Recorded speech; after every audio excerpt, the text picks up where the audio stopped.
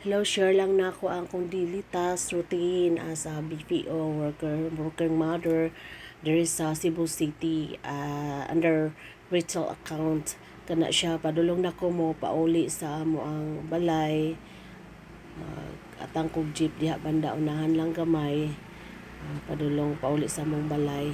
Kung nakasakay na ko og jeep mo, basti ay mohapit ko sa wet market, palit ko og karni kay akong menu for today is magpansit ko.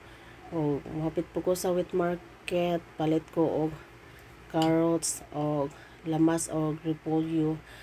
Aron iguli na ako dai ning hugasan ang akong gipamalit ka ready to cook na ani na siya hugasan dahil na akong karne niya bago na akong anak magpatabang ko og hiwa atong carrots na post ako og kadiyot then wala siya ako na siyang priton sa ako una ning karne hindi ko man na hiwa sa mga gulay ako na dayong gisahon karon ang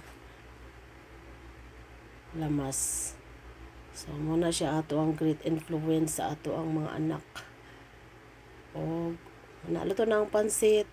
Tilawan na to, lami maday akong giluto nga pansit. Pag usulod na ko sa kwarto, ay surprise akong anak. Happy Mother's Day card. Mukit kaayo.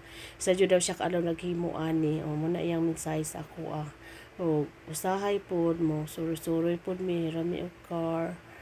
Enjoy pod sa buhay. Kaon sa gawas.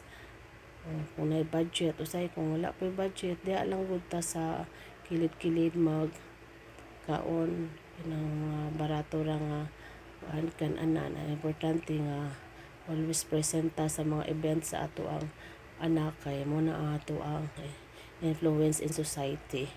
So mo lang na siya during graduation presenta permi mo lang na siya be kind always bye for